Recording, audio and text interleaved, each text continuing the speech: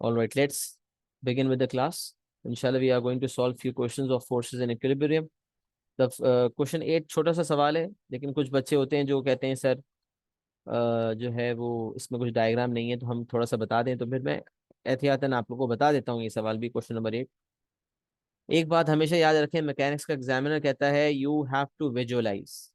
Visualisation plays an important रोल, and if the diagram has not been given, then you need to draw a diagram by yourself and ensure that you draw all the forces on that diagram. Diagram भी बनाओ, तमाम forces भी उस पर show करो, ताकि आपके लिए फिर सवाल को सॉल्व करना आसान हो जाए। जो ये नहीं करता फिर वो फंसता है। A block of mass 400 kg rests in limiting equilibrium। ये बड़ी इंपॉर्टेंट बात है, इक्विलिब्रियम में है और लिमिटिंग है, इसका मतलब mu F equals to mu R वाली बात है। तो म्यू निकालने के लिए हम एफ अपॉन आर करेंगे। And lies on horizontal ground.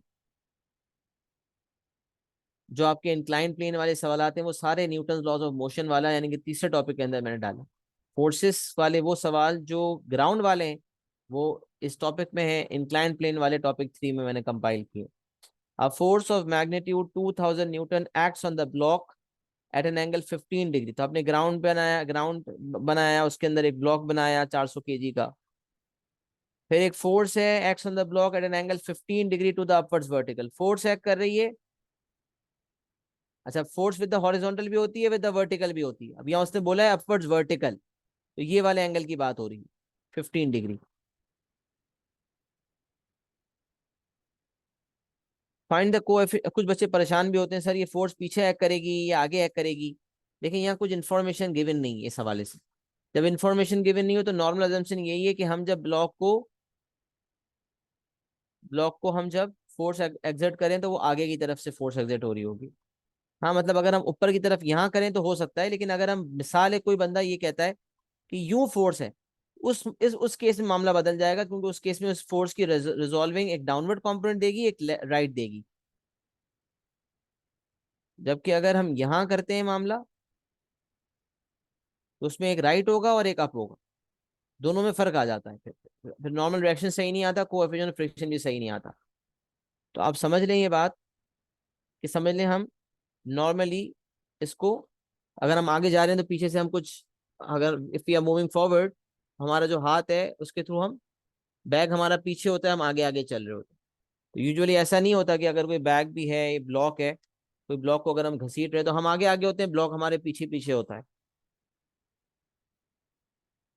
जैसे बैग है, अगर बैग लेकर जा रहे हैं, कोई हैवी सा बैग होता है ना, ट्रैवलिंग बैग्स होते हैं व्हील्स पे, तो वो हम आगे होते हैं, बैग हमारा पीछे होता है।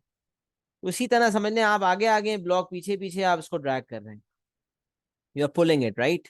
तो पुशिंग नहीं है, यहाँ पुलिंग हो रही है। The force of magnitude 2000 newton acts on the block at an angle 15 degree to the upwards vertical. आपने फौरन डायग्राम बनाना है। अब डायग्राम में बना हुआ है तो मैं आपके सामने फौरन ले आता हूँ। 400 केजी का बॉक्स है, जिसका वेट 4000 न्यूटन है। वेट नीचे की तरफ है 4000 न्यूटन, ऊपर की तरफ नॉर्मल रिएक्शन है आर। तो आपने पहले वेट लिखा, फिर आपने नॉर्मल रिएक्शन लिखा। अब आपको फोर्स को रिजॉल्व करना है। The force is from the upwards vertical. ये आपको नजर आ रही है फोर्स, ये जो है 15 डिग्री का एंगल बना रही है विद द अपवर्ड्स वर्टिकल। तो इसका मतलब 2000 न्यूटन है और angle with the vertical 15 degree. आपको ये बताया था कि जो एडजेसेंट कंपोनेंट होता है वो एफ कॉस थीटा होता है, जो ऑपोजिट कंपोनेंट होता है वो एफ साइन थीटा होता है। तो 2000 कॉस 15 एंड 2000 साइन 15, एक अपवर्ड्स है और एक राइटवर्ड्स है। 2000 कॉस 15 एंड 2000 साइन 15, एक अपवर्ड्स कंपोनेंट है और एक राइटवर्ड्स कंपोनेंट है। अच्छा, अब आपको पता है ये बात कि क्योंकि लिमिटिंग इक्विलिब्रियम है, तो right equals to left, up equals to down. अच्छा, मूवमेंट वैसे भी ब्लॉक की राइट लेफ्ट ही होगी, तो उस केस में अगर मूवमेंट होनी भी है तो राइट लेफ्ट होगी, अप इक्वल्स टू डाउन तो यूजुअली हो ही रहा होता है ऐसे केसेस में। क्योंकि लिफ्ट नहीं करना, उसको हॉरिजॉन्टली मूव करवाना है, ले जाना है। हम जब ट्रैवल कर रहे होते हैं तो हम बैग को ऊपर नहीं उठाते, हम उसको ड्रैग करके अपने साथ साथ जमीन पे ले जाते हैं। तो राइट, अगर ज्यादा है, राइट ग्रेटर देन लेफ्ट है, तो right minus left equal to M A लगकर सॉल्व होता है, बट अब इक्वल टू डाउन ही रह रहा होता है अक्सर। तो यहाँ भी ऐसा ही है।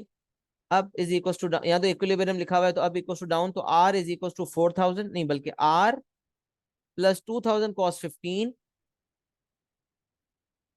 Are plus 2000 cos 15 is equal to 4000। यहाँ से आपके पास आर आ जाएगा अप इक्वल टू डाउन से, और राइट इक्वल टू लेफ्ट से आपके पास एफ आ जाएगा। F is equal to 2000 sine 15।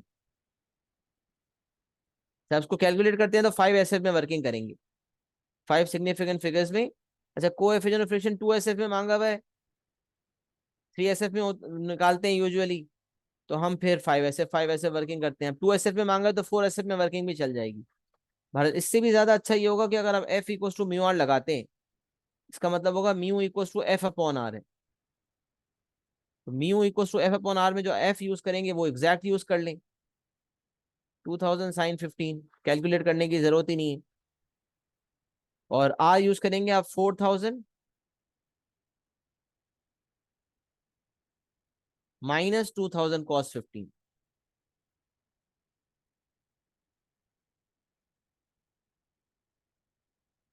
और यहाँ आप डिवाइड करेंगे जब, तो आपके पास म्यू आ जाएगा। तो 2000 sine 15 divided by 4000 minus 2000 cos 15। यहाँ जो मेरा आंसर आ रहा है दैट इज 0.25। अच्छा पहले, अच्छा उसने मुझे 2SF में मांगा है, पहले ज्यादा एक्यूरेसी में तो लिखें, थोड़ी ज्यादा एक्यूरेसी लिखें, उसको बताएं कि भाई मैंने कैलकुलेट किया था बाकायदा, और वो ज्यादा एक्यूरेसी पे आ रहा था, तो 25029 ज्यादा एक्यूरेसी पे लिखा। फिर एंड में क्योंकि उसने लिखा हुआ है 2SF में देना है, तो आपने राउंड ऑफ करके 2SF में दे दिया मीन। ये आपका आंसर हो गया। क्वेश्चन नंबर 8 का सोल्यूशन मैंने आपके सामने रख दिया। It's a 5 mark question, very simple.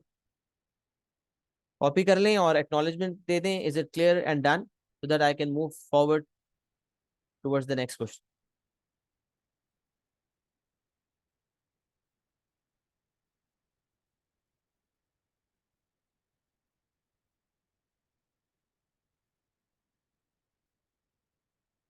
अच्छा जी, moving on towards question number 9। अच्छा, क्वेश्चन नंबर 9 पढ़ते हैं। A particle P is an equilibrium on a smooth horizontal table. अब हमें टेबल कहीं बना हुआ नजर नहीं आ रहा। अ particle P is an equilibrium on a smooth horizontal table under the action of 4 horizontal forces of magnitude 6, 5, F and F acting in the direction shown. Find the values of alpha and F. अब मैं आपको एक बहुत जबरदस्त बात बताता हूँ। इस तरह के बहुत सारे सवालात आपको पास पेपर में मिलेंगे जिसमें उसने मेंशन किया होगा हॉरिजॉन्टल फोर्सेस, उसने जिक्र किया होगा हॉरिजॉन्टल फोर्सेस का।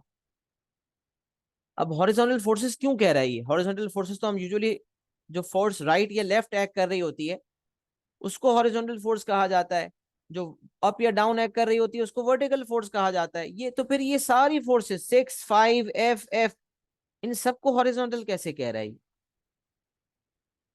तो याद रखें, यहां हॉरिजॉन्टल फोर्सेस का मतलब होगा all those forces which are parallel to the ground, the surface.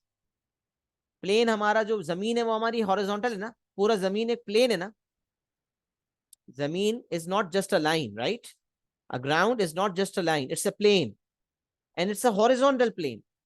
तो every force which is parallel to the ground is known as horizontal force. अभी इसको समझे कि ब्लॉक जमीन पे पड़ा हुआ है या पार्टिकल जमीन पे पड़ा हुआ है और पैरेलल टू द ग्राउंड मुख्तलिफ फोर्सेस एक्ट हो रही है, और टॉप व्यू आप उसको ऊपर से देख रहे हो। टॉप व्यू आपको ऊपर से नजर, अब ऊपर से आप देखो, ऐसे समझ लो डायग्राम है ना, ये जमीन, ये पार्टिकल जमीन पे पड़ा हुआ है और ये जमीन है पूरी, जमीन पे पार्टिकल प्लेस्ड है और आप ऊपर से उसको देख रहे हो कि यार जमीन पे एक फोर्स उसको इस डायरेक्शन में ले जा रही है, एक इस डायरेक्शन में ले जा रही है, एक नीचे ले जा रही है, एक लेफ्ट ले जा रही है। लेकिन जब टॉप से देख रहा हूं ना तो ये सब forces parallel to the ground है। कोई फोर्स, मतलब हवा वाली कोई फोर्स नहीं है। अच्छा, अब मैं आपको मजे की बात बताऊं, वेट, जो ऑब्जेक्ट का वेट है, ये हॉरिजॉन्टल फोर्स नहीं है, ये वर्टिकल फोर्स है। जो नॉर्मल रिएक्शन है ये वर्टिकल फोर्स है। फ्रिक्शन जिसका यहां जिक्र नहीं किया गया, क्यों नहीं जिक्र किया गया सर? हालांकि हॉरिजॉन्टल टेबल है, क्यों नहीं जिक्र किया गया? क्योंकि स्मूथ लिखा हुआ है, तो इसीलिए फ्रिक्शन नहीं ली गई। अगर ये रफ हॉरिजॉन्टल टेबल होता तो फ्रिक्शन को भी लेते, and friction would also have been an would also have been a horizontal force. तो हॉरिजॉन्टल फोर्स याद रखें सिर्फ राइट लेफ्ट वाली नहीं है, ये वो है जो पैरेलल टू द ग्राउंड है। और ये टॉप व्यू है, ऊपर से आप देख रहे हो, ऊपर से आप देख रहे हो, आपको नजर आ रहा है कि जमीन पे एक पार्टिकल है और ये फोर्सेस तमाम की तमाम पैरेलल टू द ग्राउंड है, पैरेलल टू द सरफेस है। तो parallel to the surface to the ground is basically all the forces will be considered horizontal. तो वेट जहन में फ्यूचर के लिए रखें कि अगर फ्रिक्शन की बात करते हैं, friction this is horizontal force, ये हॉरिजॉन्टल में शुमार होगी। अच्छा, लेकिन वेट की बात करें, वेट नॉर्मल रिएक्शन आर की बात करें तो ये वर्टिकल फोर्सेस में काउंट हो जाएंगे। तो यहां हॉरिजॉन्टल से मुराद all those forces which are parallel to the ground.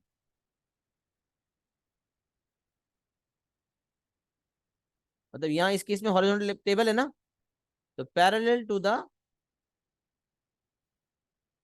Horizontal table, table से पैरेलल, टेबल है टेबल से पैरेलल, तो वो आपकी हॉरिजॉन्टल फोर्सेस कहलाएंगी पैरेलल टू द टेबल। अच्छा, अब इस केस में अब करना क्या है भाई? तो जितनी फोर्सेस जो आपको नजर आ रही हैं हॉरिजॉन्टल फोर्सेस, जो तमाम की तमाम पैरेलल टू द ग्राउंड है या टेबल है, उनको रिजॉल्व कर लें। उन फोर्सेस में फ्रिक्शन को भी शामिल करना पड़ता अगर स्मूथ ना लिखा होता तो, तब हॉरिजॉन्टल फोर्सेस में फ्रिक्शन नहीं है।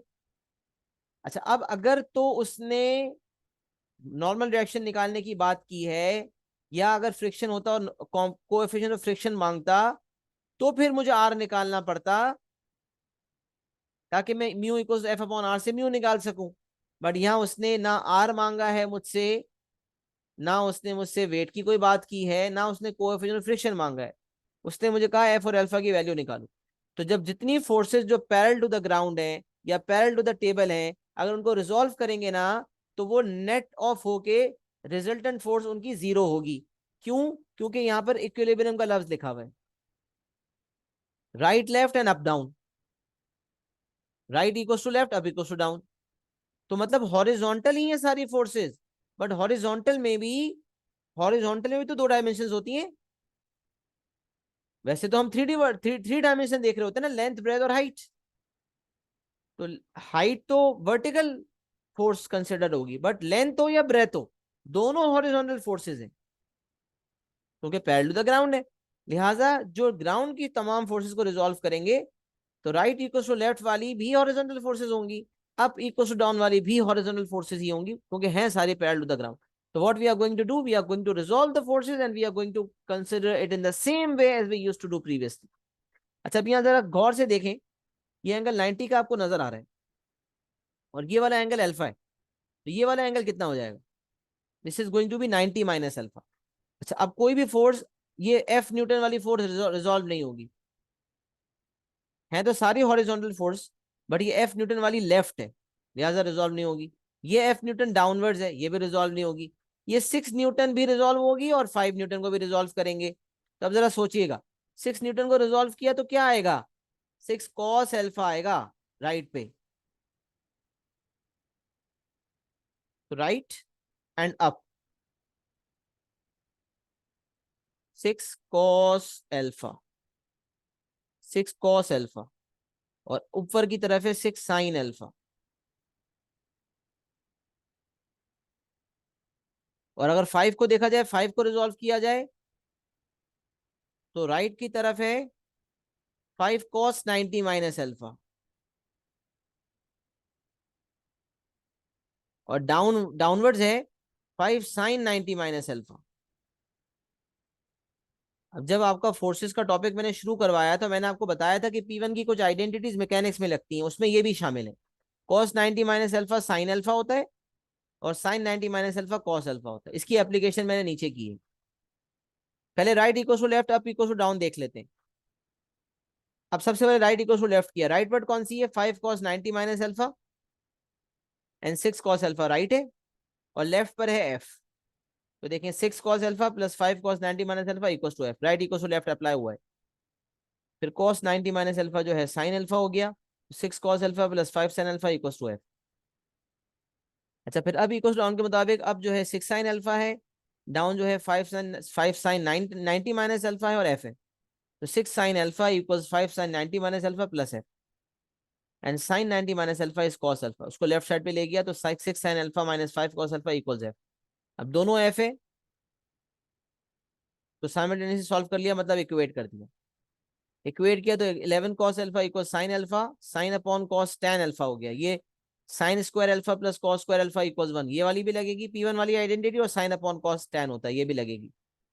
tan अल्फा इक्वल टू 11 है। अब tan इनवर्स 11 क्या करेंगे आप, क्योंकि आपका एंगल तो जैसी बात है अल्फा एक्यूट है, तो क्वाड्रेंट का तो मसला है नहीं कि tan of an angle is positive in first and third, वो ट्रिग्नोमेट्री एस वाली जो लगती है वहां तो डोमेन होता है, उसके दरमियान तमाम वैल्यूज देनी होती है। बट यहाँ पर अल्फा एक इस alpha is just like a basic angle, because basic angle acute होता है, तो यहाँ भी अल्फा एक्यूट एंगल है, तो वो फर्स्ट क्वाड्रेंट थर्ड क्वाड्रेंट वाली P1 वाली ट्रिग्नोमेट्री का कोई सेंस नहीं है यहाँ पर। tan इनवर्स अल्फा करेंगे, tan इनवर्स अल्फा करेंगे, we are going to get alpha, but alpha को नॉर्मली एंगल को 1 dp में देते हैं, 1 डेसिमल प्लेस में, बट वर्किंग 3 dp में करेंगे, क्योंकि 3 dp में नहीं करेंगे तो फिर जब डालेंगे तो एफ सही नहीं आएगा। तो वर्किंग 3 डेसिमल प्लेस में करेंगे, फिर 1 dp में राउंड ऑफ करेंगे। बट जब अल्फा को यूज करेंगे टू फाइंड एफ, तो फिर हम ये वाला वर्जन यूज करेंगे, तो यहाँ और यहाँ डाल दें तो एफ आ जाएगा, या फिर इस वाले इक्वेशन में डाल दें तो यहाँ से एफ आ जाएगा। एफ आएगा 5.5227, राउंड ऑफ हो गया 5.52। अब देखिए मैंने न्यूटन क्यों नहीं लिखा, क्योंकि मैंने आपको एक बात पहले भी बताई थी कि अगर न्यूटन उसने खुद लिखा हुआ है तो एफ की वैल्यू जैसे ही आप यहाँ रखेंगे तो न्यूटन तो उसके आगे खुद ब खुद लग जाएगा। तो अल्फा एंड एफ, ये आपका क्वेश्चन नंबर 9 हो गया। सही है जनाब, question number 9 has been solved. अब आप जो है इसको भी कॉपी कर लें और क्लियर एंड डन की एक्नॉलेजमेंट दे दें, सो that I can move forward इंशाल्लाह। कोई मसला है, कोई डाउट है तो पूछ सकते हैं।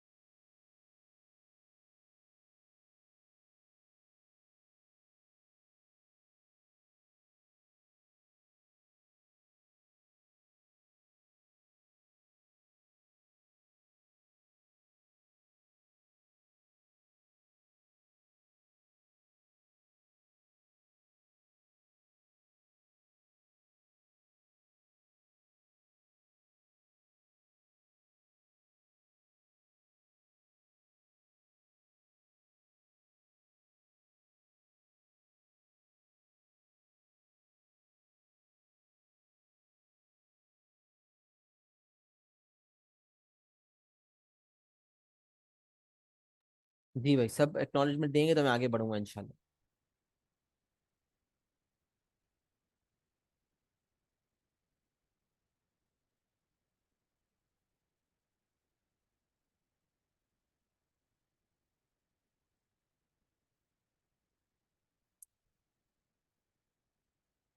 cos 90 माइनस अल्फा के बगैर भी क्या ये क्वेश्चन सॉल्व हो सकता था बेटा? जो एंगल को आप रिजॉल्व करोगे तो आपको एंगल तो चाहिए होगा ना। तो इसका ये हल हो सकता था कि आप रिजॉल्व करने के लिए 5 न्यूटन को आपको एंगल विद द हॉरिजॉन्टल या विद द वर्टिकल चाहिए। तो विद द हॉरिजॉन्टल जो एंगल है वो 90 माइनस अल्फा है, तो आप विद द वर्टिकल निकाल लो। तो 90 माइनस अल्फा जब आप करोगे तो ये अल्फा आ जाएगा।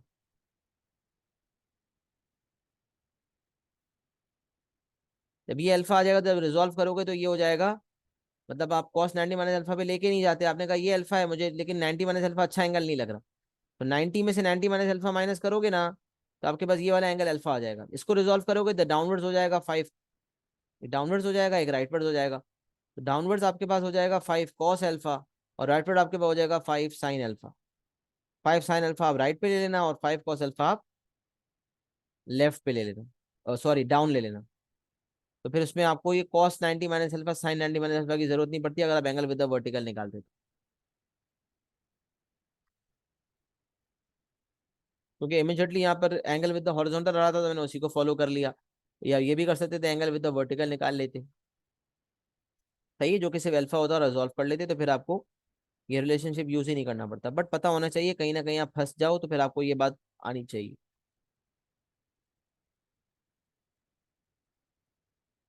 क्वेश्चन नंबर 10 भी एक सवाल है जिसको हम सॉल्व कर सकते हैं। क्वेश्चन 10 में 4 और 3 7 मार्क्स हैं टोटल। आइए इसको सॉल्व करते हैं। A force of magnitude F Newton acts in a horizontal plane. Horizontal plane again वही बात है, जमीन, टेबल, ये सब horizontal plane है, सही है।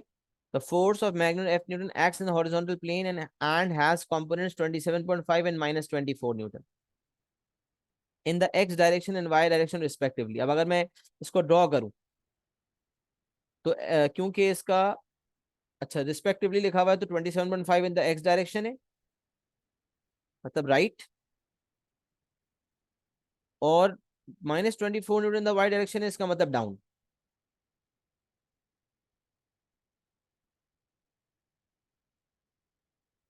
और ये आपकी रिजल्टेंट फोर्स बनेगी। तो अब फोर्स के आपको दो कंपोनेंट्स दिए हुए और नेट रिजल्टेंट फोर्स की बात हो रही है। डाउनवर्ड नेगेटिव है इसलिए डाउनवर्ड कर लिया। तो राइट इसका मतलब 27.5 है और डाउनवर्ड्स दिया हुआ है 24 न्यूटन। क्योंकि माइनस दिया है इसका मतलब डायरेक्शन डाउनवर्ड है।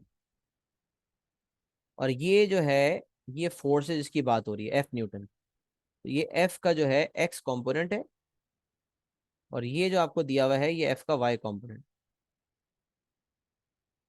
फोर्स का Y component. The force acts at an angle of alpha below the X axis. Ultimate force तो ये वाली है। This force acts at an angle of alpha below the X axis. Now this is the horizontal axis, इसके below alpha degree की बात हो रही है।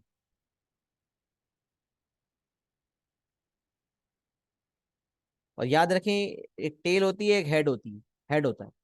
तो अगर फोर्स कहीं एक्ट कर रही है तो वो टेल पर एक्ट करते हैं, एंगल टेल पर होता है। ये अब देखो ना, कहीं भी आप कोई भी क्वेश्चन आप देखते हो तो जब फोर्स आप देखते हो तो ये फोर्स यहाँ एक्ट कर रही है, तो एंगल कहाँ पर होता है, विद द हॉरिजॉन्टल या विद द वर्टिकल होता है, बट टेल पे बना हुआ होता है। कुछ बच्चे इसमें भी कंफ्यूज होते हैं, सही है। तो आप याद रखो कि फोर्स एफ का जो एंगल है वो उसकी टेल पर जहाँ स्टार्ट हो रहा है वहीं पे उसका विद द वर्टिकल या विद द हॉरिजॉन्टल एंगल होना चाहिए। तो यहाँ उसने क्लियरली लिखा हुआ है बिलो द एक्स एक्सिस, तो वो ये वाला एंगल हो गया। Find the values of F and alpha. अब 4 नंबर बिल्कुल आसान इसलिए हैं कि राइट एंगल ट्रायंगल आपके सामने बन रहा है और आपको एफ फोर्स के दो कंपोनेंट्स दिए हुए हैं और आपको फोर्स निकालनी है। It's very simple. सबसे पहले आपको सिखाया गया है कि अगर किसी फोर्स के दो कंपोनेंट्स हो, पॉजिटिव हो नेगेटिव हो, डजंट मेक्स एनी डिफरेंस। हमें पाइथागोरस थ्योरम से जो है F X F equals to root of F X whole square plus F Y whole square, दोनों को स्क्वायर किया और उसका रूट ले लिया आपने। तो 27.5 का स्क्वायर प्लस 24 का square and the answer is exact. आप देख लें, एग्जैक्ट आंसर आ रहा है एंड दैट इज 36.5। अगेन यहाँ पर न्यूटन उसने खुद लिखा हुआ है, मुझे लिखने की जरूरत नहीं है, मुझे सिर्फ वैल्यू देनी होगी एंड दैट इज 36.5। तो F is equals to 36.5। This is going to be my final answer of F. और अल्फा निकालने के लिए आपको पता है, अल्फा निकालने के लिए अब वैसे तो कोई मसला नहीं है क्योंकि यहाँ ट्रिग्नोमेट्री आप लगा सकते हो, पाइथागोरस थ्योरम से एफ भी आ चुका है, तो एफ और एफ एक्स को इस्तेमाल करते हो तो एडजेसेंट और हाइपोटेन्यूज का कॉस्ट लग सकता है। बट यूजुअली हमने 10 से ही सीखा है क्योंकि ऑपोजिट और एडजेसेंट कंपोनेंट्स होते हैं। और क्योंकि alpha with the X axis है, बिलो द एक्स एक्सिस, अगर विद द वर्टिकल या विद द वाई एक्सिस होता तो फिर हमें अलग कुछ सोचना पड़ता। मतलब मिसाल है वो ये वाला एंगल मांगता है अल्फा, तो फिर tan alpha would have been F X upon F Y. Usually आपको मैंने F Y upon F X से ही सिखाया है क्योंकि वो हॉरिजॉन्टल एंगल हम निकाल रहे होते हैं ना, anti clock wise with the positive X axis, इसलिए मैंने आपको उसी तरह से सिखाया।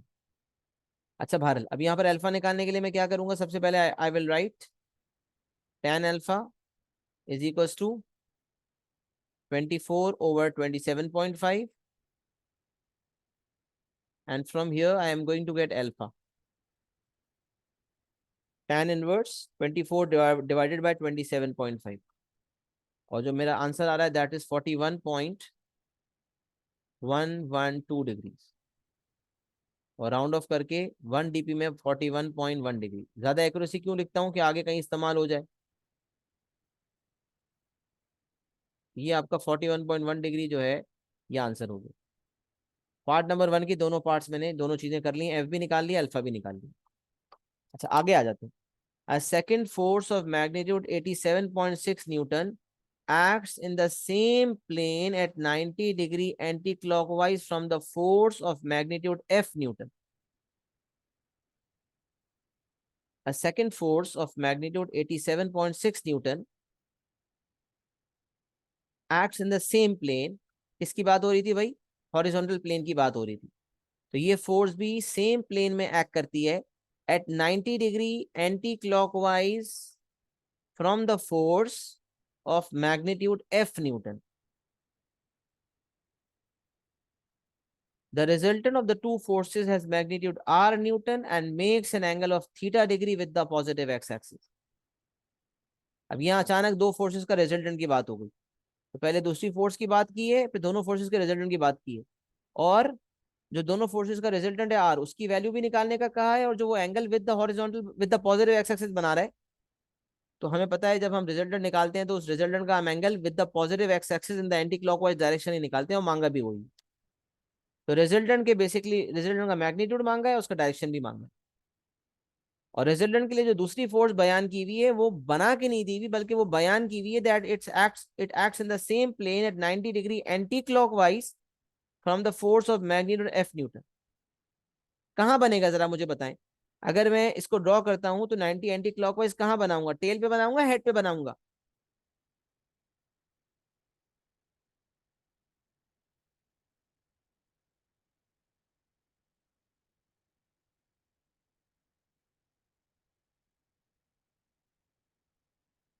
पार्ट 2 के लिए हमने दूसरा डायग्राम देख लिया।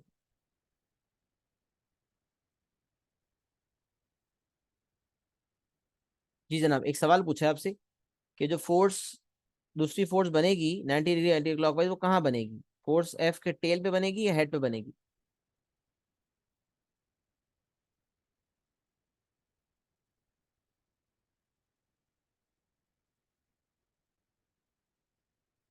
उसको 90 एंटी क्लॉकवाइज कहाँ बनाना पड़ चाहिए मुझे?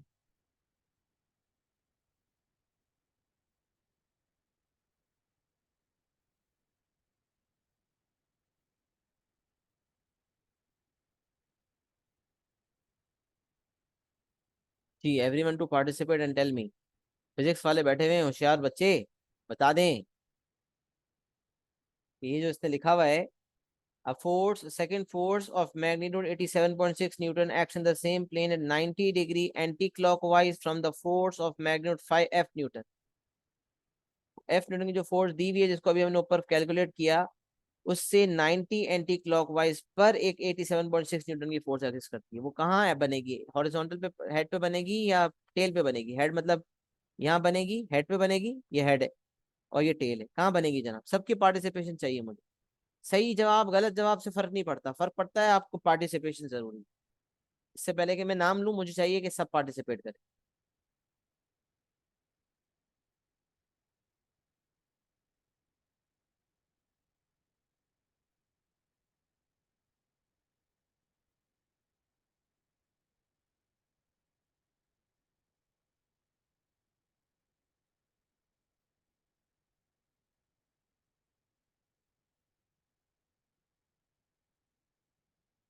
वेरी गुड दाऊद, टेल पे बनेगी भाई।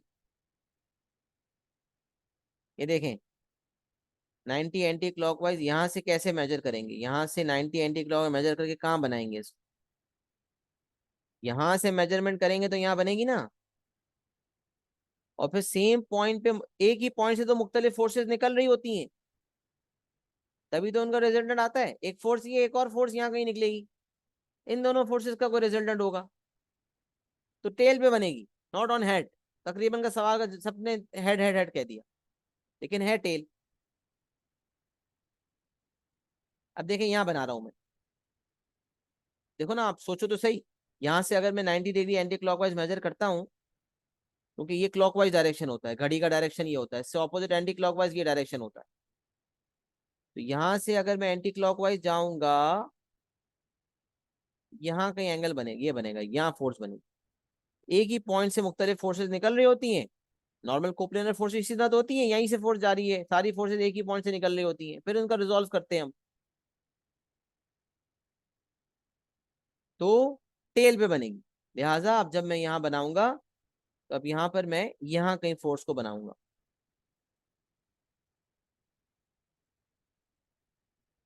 तब वो फोर्स क्या है भाई?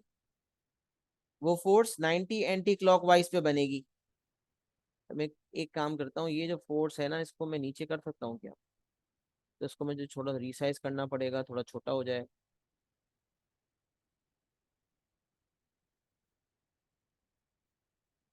हाँ, बेटर। अब देखें, ये जो फोर्स नजर आ रही है ना, ये फोर्स है 87.6 न्यूटन। अच्छा, अब मुझे रिजल्टेंट निकालना होगा एफ का, और 87.6 का रिजल्टेंट लेना है।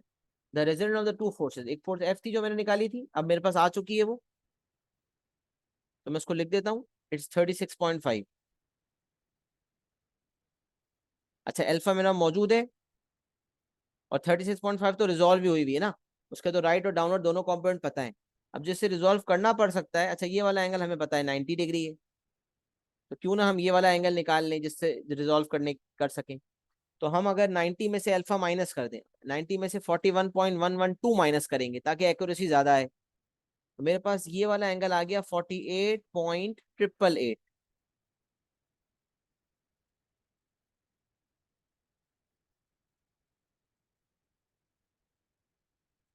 सर देखें, एक तरीका तो ये है कि आप देखें 87.6 कितनी बड़ी होती है 36.5 के मुकाबले में, तो अगर आप इसको देखेंगे, इसको आप एक्सटेंड करेंगे, डायग्राम में आपने ये छोटा बनाया है, इसको बड़ा बनाएंगे तो ये आगे तक चला जाएगा।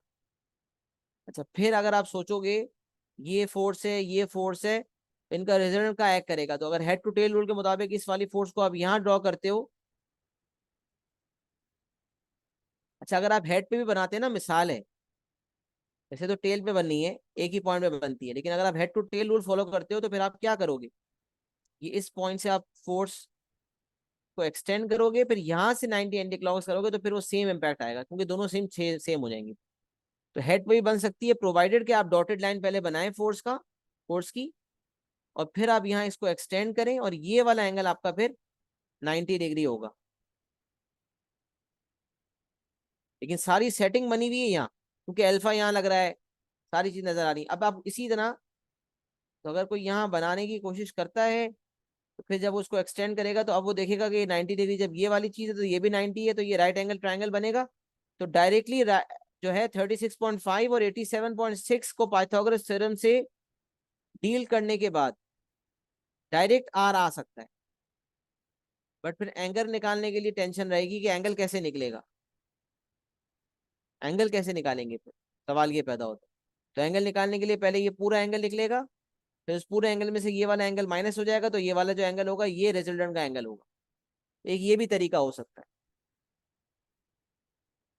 और एक तरीका है नॉर्मल जो मैंने सिखाया, इस पहले रिजल्टेंट के एक्स और वाई कंपोनेंट्स निकाल लो, सिग्मा एक्स और सिग्मा वाई।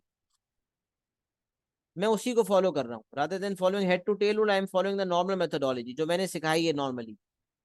कंसिस्टेंसी बड़ी काम आती है एट टाइम्स, अगर हम अलग अलग सवाल को अलग अलग तरीके से करते हैं ना, बाज औकात फिर हमें मार पड़ती है कि हमें बाज औकात नहीं समझ आता कि शॉर्टकट क्या होगा।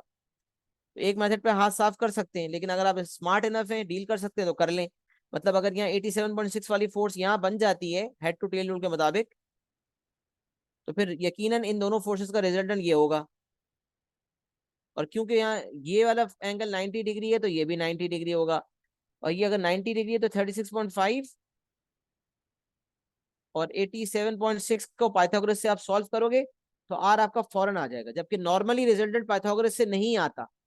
बट क्योंकि यहाँ दोनों एक्टिंग फोर्सेस 90 डिग्री का एंगल बना रही है आपस में, इसीलिए यहाँ पाइथागोरस डायरेक्ट लग सकता है। और डायरेक्ट आप ट्रिग्नोमेट्री भी लगा सकते हो। ट्रिग्नोमेट्री लगाते तो आप ऑपोजिट अपॉन एडजेसेंट करते, 87.6 अपॉन 36.5, और जो एंगल आता है उसमें से अल्फा माइनस कर दे तो आपका रिजल्टेंट का एंगल आ जाता। ये वाला एंगल नहीं, ये तो 87.6 का एंगल है, मैं रिजल्टेंट के एंगल की बात कर रहा हूँ। 36.5 और 87.6 का जो रिजल्टेंट होगा उसका एंगल ये वाला आपका आ जाएगा, जिसको हम बीटा कह सकते हैं। मिसाल है ये बीटा है, अभी मैं बना नहीं रहा हूँ,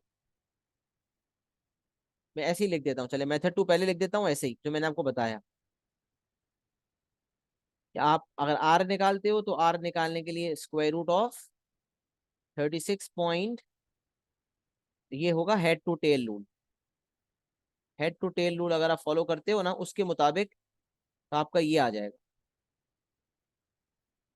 यहाँ से आपका रिजल्टेंट आ जाएगा। अच्छा, फिर आप tan beta is equals to opposite upon adjacent, तो 87.6 डिवाइडेड बाय 36.5। ना एक्स कॉम्पोनेंट निकालने की जरूरत पड़ी ना वाई कॉम्पोनेंट निकालने की जरूरत पड़ी। और फिर जो आपका रिजल्ट, अच्छा ये बीटा आपका लेकिन फाइनल एंगल नहीं होगा, क्योंकि देखिए ये जो रिजल्टेंट का एंगल है, देखिए हेड टू टेल रूल के मुताबिक जो रिजल्टेंट का एंगल है ये विद द हॉरिजॉन्टल नहीं, उसने with the positive X axis मांगा है।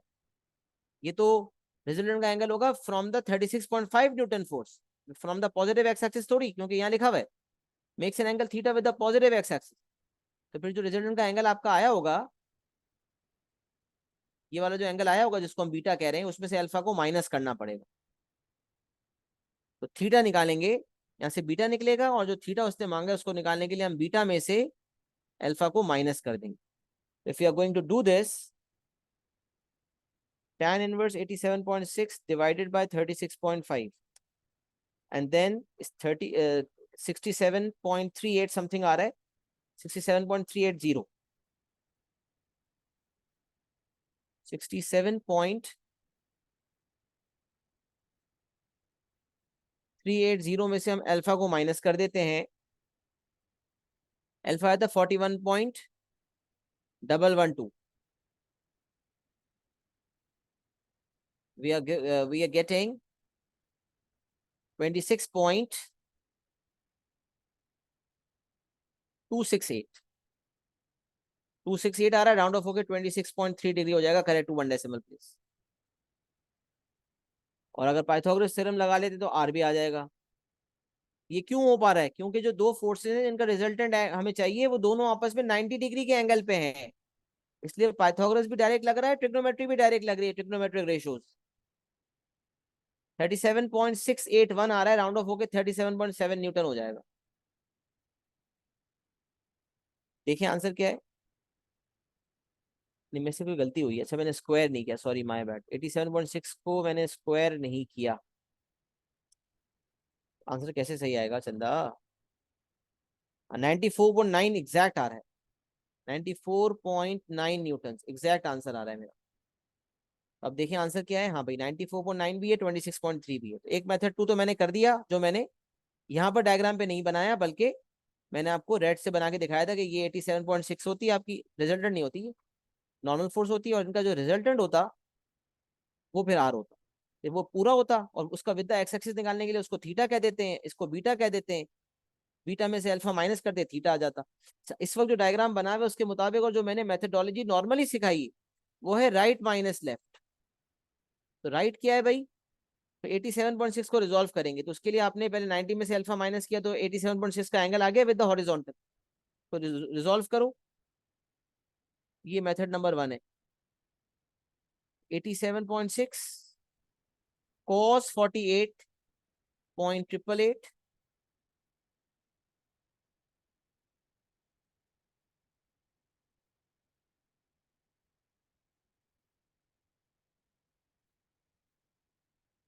ये हो गया राइट माइनस लेफ्ट। बट यहाँ पर लेफ्ट कोई है ही नहीं, दोनों ही राइट है।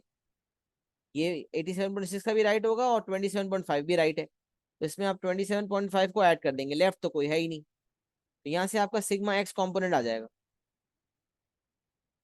सिग्मा एक्स आ जाएगा आपका। डेसिमल में निकाल लो तो 87.6 टाइम्स कॉस 48.888 प्लस 27.5, ये मेरा आ रहा है 85.099 आ रहा है ना, 3 DP में 3 SF में। राउंड ऑफ करके 099 बन जाएगा 100। 100 लिखने की जरूरत नहीं है वैसे। जब सिग्मा वाई निकालना चाहते हैं, sigma Y is up minus down. Up minus down के मुताबिक अब आपका होगा 87.6 साइन 48.888 और डाउन होगा आपका 24।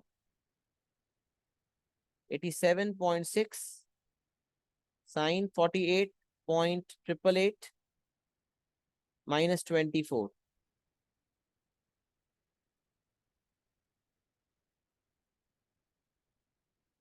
मेथड टू अगर आप देखें तो वर्किंग के लिहाज से मेथड टू शॉर्टकट है, बट फिर वही बात है, हमेशा एप्लीकेबल नहीं है। यूजुअली हम सिग्मा एक्स सिग्मा वाई से कर रहे होते हैं। ये 42.00000 समथिंग है, 42 न्यूटन ही बन गया, समझ लेंगे राउंडिंग ऑफ एरर है इसलिए ऐसा आ रहा है। वो भी 85.1 ही बन गया मुझे लगता है। सही है। और फिर हमने जब सिग्मा एक्स सिग्मा वाई निकाल लिए, ये मैं बिल्कुल थोरो दो दो मेथड से करवा रहा हूँ ताकि आपका कॉन्सेप्ट बिल्कुल क्रिस्टल क्लियर है। ये अलग मेथड मैंने साइड पे अलग बना दिया, सही है। फिर आप जब रिजल्टेंट निकालते हैं तो रिजल्टेंट निकालने के लिए रूट लेते हैं आप।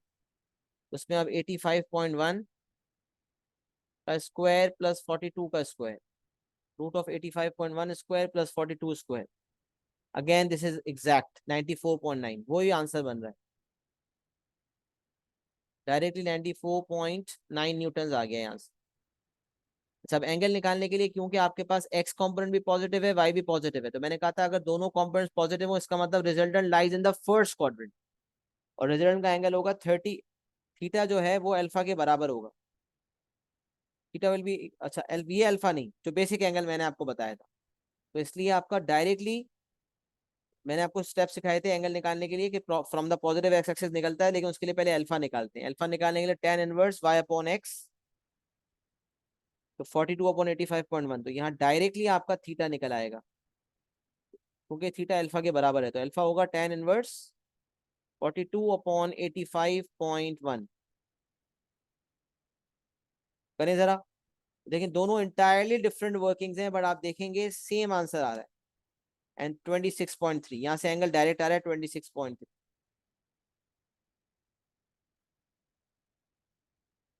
ये आपका क्वेश्चन मुकम्मल हो गया। पार्ट वन भी पार्ट टू भी हो भी, पार्ट टू को दोनों मेथड से करवा दी। जी जनाब, बात समझ आ रही है किस तरह से मैंने इस सवाल को डील किया है? इज इट क्लियर और नॉट? दोनों मेथडोलॉजीज मैंने आपके सामने रख दी हैं। सही है, क्लियर एंड डन लिख देंगे तो इंशाल्लाह आगे बढ़ते हैं, नहीं तो स्क्रीनशॉट ले लें ताकि अगले सवाल की तरफ आ जाए।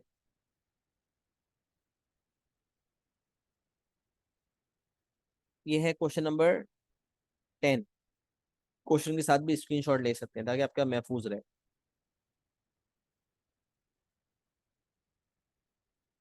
तो फिर आ जाते हैं क्वेश्चन नंबर 11 भी देख लेते हैं।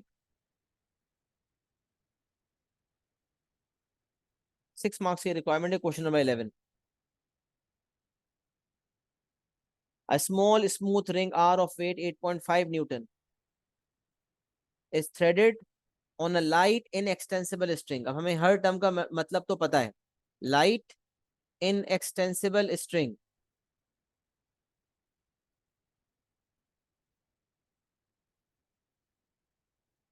तो लाइट है, इसका अपना वेट नहीं है। इनएक्सटेंसिबल मतलब स्ट्रेचेबल नहीं है, ये रबर बैंड की तरह नहीं है। सही है। अच्छा, स्मॉल स्मूथ रिंग है। जब ये टेंशन में स्ट्रिंग बंधी हुई है तो ये स्मूथ ही हो, स्मूथ। अच्छा स्मूथ है, वैसे भी रॉड पे होती है तो फिर बात होती है, रॉड तो लेकिन रफ होता है तो फिर उसकी फ्रिक्शन तो वहां पर होती है। तो इसका मतलब यही है कि इस वक्त ये रिंग की बात कर रहा है कि भाई यहाँ कोई फ्रिक्शन वाला मामला नहीं कंसिडर करना। स्मॉल स्मूथ रिंग और वेट 8.5, तो आप डायग्राम पे ही बनाते जाएं। वेट नीचे की तरफ एक्ट करेगा विद फोर्सेस। मेरे सोल्यूशन क्योंकि इसका हुआ है तो अभी मैं लिख नहीं रहा, खाली ऐसे बता रहा हूँ। वेट नीचे की तरफ आएगा। The ends of the string are attached to fix points A and B. अब एक सिमिलर एक ही स्ट्रिंग है जिसका एक एंड ए पे बंधा हुआ है, एक बी पे बंधा हुआ है, with A vertically above B. A horizontal force of magnitude 15.5 Newton acts on R so that the ring is in equilibrium while ARB is 90। अब यहाँ एंगल 90 डिग्री बन रहा है। The part AR of the string makes an angle theta with the horizontal and the part BR makes an angle theta with the vertical। The tension in the string is T Newton. अच्छा, अब क्यों इसने लिख दिया? Normally ऐसा होता है अगर सेम स्ट्रिंग है और उसके अलग अलग पार्ट्स हैं तो वो पूछता है find the tension in the shorter part and the longer part. यहाँ उसने ऐसी कोई बात वाजे नहीं की शॉर्टर पार्ट लॉन्गर पार्ट की, जिससे हमें ये पता चलता है, जिससे हमें ये बात पता चलती है कि शॉर्टर पार्ट लॉन्गर पार्ट की कहानी यहाँ पर नहीं है। यहाँ उसने लिख दिया tension in the string is T newton, मतलब examiner will set the tone of the question. The tone of the question over here is that there are two different parts BR and AR, but as it is one particular string the tension throughout the string is T। तो अगर हम forces considering on or consider करते, इस तरह के सवाल हमने example में भी किए थे, अगर हम आर पे तमाम फोर्सेस को कंसिडर करते हैं तो फिर टेंशन, यहाँ वाली टेंशन है ये भी अवे फ्रॉम आर एक्ट करेगी, ये वाली टेंशन भी अवे फ्रॉम आर एक्ट करेगी। अच्छा, और फिर नीचे की तरफ वेट भी एक्ट कर रहा है और राइट की तरफ 15.5 भी। अब देखें ये तीन से ज्यादा फोर्सेज हैं, थ्री फोर्सेज इन इक्विलिब्रियम होती है तो लेमाइज लगता है, तो यहाँ लेमाइज भी नहीं लगाएंगे। तो रिजॉल्विंग ऑफ फोर्सेस से होना है, इसीलिए मैं हमेशा कहता हूँ कि भाई लेमाइज वगैरह तो एक एक्स्ट्रा है, वो सिर्फ तब लगता है जब three forces, three coplanar forces in equilibrium हो, यहाँ तो फोर हैं। तो आप फिर ये करें कि आप जो है रिजॉल्विंग ऑफ फोर्सेस को यूज करें, तो आपको दो इक्वेशंस बनाने होंगे और उसने खुद भी कहा कि दो इक्वेशंस बनाओ, ये किसी और चीज से हो ही नहीं सकते। तो जिनकी लेमाइज की आदत हो जाती है वो फिर बाज औकात रिजॉल्विंग में सुस्ती करते हैं। तो रिजॉल्विंग एक ऐसा हुनर है जो आना ही चाहिए भाई, और हर तमाम सवाल को रिजॉल्विंग फोर्सेस से करो, कोई मसला नहीं। आदत ऐसी बना लो कि रिजॉल्विंग रिजॉल्विंग ही रिवॉल्विंग ख्वाब में आए, रिजॉल्विंग ही रिजॉल्विंग ख्वाब में आए। अच्छा, अब ये करने के लिए आपको क्या करना पड़ेगा, ये वाली टेंशन है इसको रिजॉल्व करना होगा। कैसे रिजॉल्व करोगे भाई? तो थीटा को ही अगर रेफरेंस एंगल बना दो तो ये वाला हो जाएगा टी साइन थीटा और ये हो जाएगा टी कॉस थीटा लेफ्ट की तरफ, क्योंकि एडजेसेंट वाला कंपोनेंट ये वाला है। इसी तरह इसको रिजॉल्व करोगे तो ये हो जाएगी टी साइन थीटा हो जाएगा और डाउनवर्ड हो जाएगा टी कॉस थीटा, और वेट नीचे की तरफ है 15.5 राइट की तरफ है, ये सारी फोर्सेज आ जाती हैं आपके सामने। देखिए मैंने यहाँ रिजॉल्विंग की, इस एंगल को यूज करते हुए ये टी साइन थीटा, टी ये टी है, T sine theta and T cos theta. अच्छा, ये एंगल थीटा को यूज करने के लिए जब मैंने इस वाली टी को रिजॉल्व किया तो T sine theta and T cos theta. नीचे की तरफ वेट है, इस वाले टेंशन को टी को भी रिजॉल्व किया, इसको भी रिजॉल्व किया, दोनों जगह टेंशन टी है। वैसे अगर कहता है लॉन्गर पार्ट शॉर्टर पार्ट तो भी दोनों में अलग अलग होगी, लेकिन सवाल ने खुद बोल दिया कि tension in the string is T, मतलब अलग अलग नहीं है लॉन्गर शॉर्टर में। और रिंग जो है उसको राइट की तरफ फोर्स से खींचा भी जा रहा है। अब दो इक्वेशंस बनाने, right equal to left, up equal to down, क्योंकि इक्विलिब्रियम तो बाहर लिखा हुआ है। तो right is 15.5, left is T cos theta and T sine theta. तो 15.5 equals T cos theta plus T sine theta. अच्छा, अब ये जो इक्वेशन हमारा आया है ये वो गिवन इक्वेशन नहीं है, तो हमें जो शो करना है वो अलग है, फिर बाद में देखते हैं। तो पहले तो राइट इक्वल टू लेफ्ट से ये इक्वेशन आ गया। अच्छा, फिर अप इक्वल टू डाउन कहा था, तो अप से अप टी साइन थीटा है, डाउन में टी कॉस थीटा और 8.5 है, तो T sine theta equals 8.5 plus T cos theta. दो इक्वेशंस हो गए। अब कह रहा है substitute two into one, equation two को इक्वेशन वन में डालना है। जब तक साइमल्टेनियस सॉल्विंग नहीं होगी तो ये शो भी नहीं होगा जो उसने कहा है। तो इक्वेशन टू को जब इक्वेशन वन में डालेंगे तो टी साइन थीटा की जगह पे ये पूरा डल जाएगा, तो 15.5 प्लस टी कॉस थीटा, और टी साइन थीटा की जगह रख दिया हमने 8.5 प्लस टी कॉस थीटा, जैसे कि आपको नजर आ रहा है। इक्वेशन वन ही है ये पूरा, इसमें 15.5 अपनी जगह, टी कॉस थीटा अपनी जगह, और टी साइन थीटा की जगह हमने डाल दिया 8.5 प्लस टी कॉस थीटा। अच्छा, इसमें आप देखेंगे तो आपको T cos theta plus T cos theta is 2t cos theta, 15.5 minus 8.5 is 7, 2 divide करेंगे तो T cos theta equal to 3.5, ये चीज शो हो गई।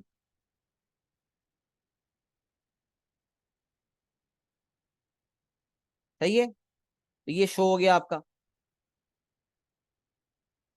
अच्छा, फिर T cos theta equal 3.5 show करने के बाद आप क्या कर सकते हो, जब टी कॉस थीटा की वैल्यू को आप टी कॉस थीटा की जगह रखोगे 3.5 और वहां जाके माइनस करोगे तो 15.5 minus 3.5 will give you 12, T sine theta हो जाएगा 12, ये भी शो हो जाएगा जैसे कि मैंने इक्वेशन टू में डाला है।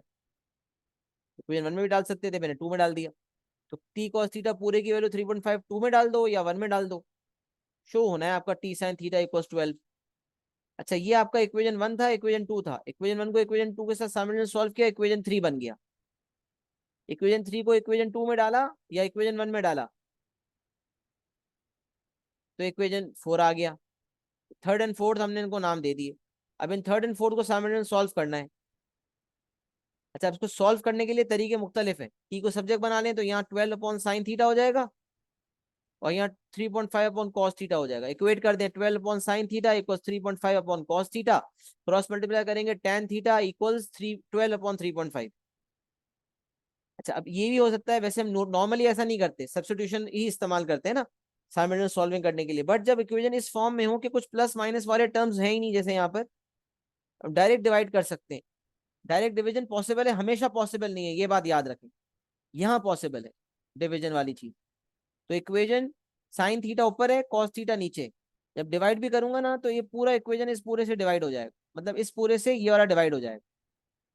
लेफ्ट साइड से डिवाइड हो जाएगी, राइट राइट से डिवाइड हो जाएगी। सिर्फ यहाँ मुमकिन है, हर दफा मुमकिन नहीं होता, याद रखें। यहाँ मैंने इक्वेशन 4 डिवाइडेड बाई इक्वेशन 3 कर दिया, तो T sine theta upon T cos theta divide हो जाएंगे और 12 अपॉन 3.5 हो जाएगा। ये डायरेक्ट शॉर्टकट हो जाता है। वरना मैंने आपको बताया कि अगर आप टी को सब्जेक्ट बनाते हैं दोनों जगह से, फिर इक्वेट करते तो भी अल्टीमेट इंपैक्ट यही आता है, tan theta equals 12 upon 3.5। tan inverse किया, थीटा आ गया। अब थीटा को जब आप, अच्छा चाहिए भी थीटा ही था, टी की वैल्यू उसने मांगी ही नहीं, तो अगर टी मांगा होता फाइंड थीटा एंड टी, तो फिर थीटा की वैल्यू ज्यादा एक्यूरेसी वाली को आप यहाँ डालते या फिर यहाँ डालते, इक्वेशन 3 या 4 में से किसी एक जगह, तो आपके पास टी आ जाता। एहतियातन वैसे अगर लिखना है तो टी लिख दें, बाज़ औक़ात ऐसा होता है कि वो टी लिखने के भी मार्क्स दे रहा होता है, लेकिन अगर रिक्वायरमेंट पूरी की तो उसूलन पूरे मार्क्स मिलने चाहिए, बट कई मार्किंग स्कीम में टी का भी मार्क होता है, वो उसका दिमाग का पता नहीं, तो लिख दो एहतियातन टी, कोई फर्क नहीं पड़ता। 12/3.5 tan इनवर्स आंसर, तो 73.739 समथिंग आ रहा है। उसको आप साइन थीटा में अप्लाई करो और 12 को डिवाइड कर दो, तो टेंशन मेरे पास आ रही है 12.5 न्यूटन, 12.5 वैल्यू आई।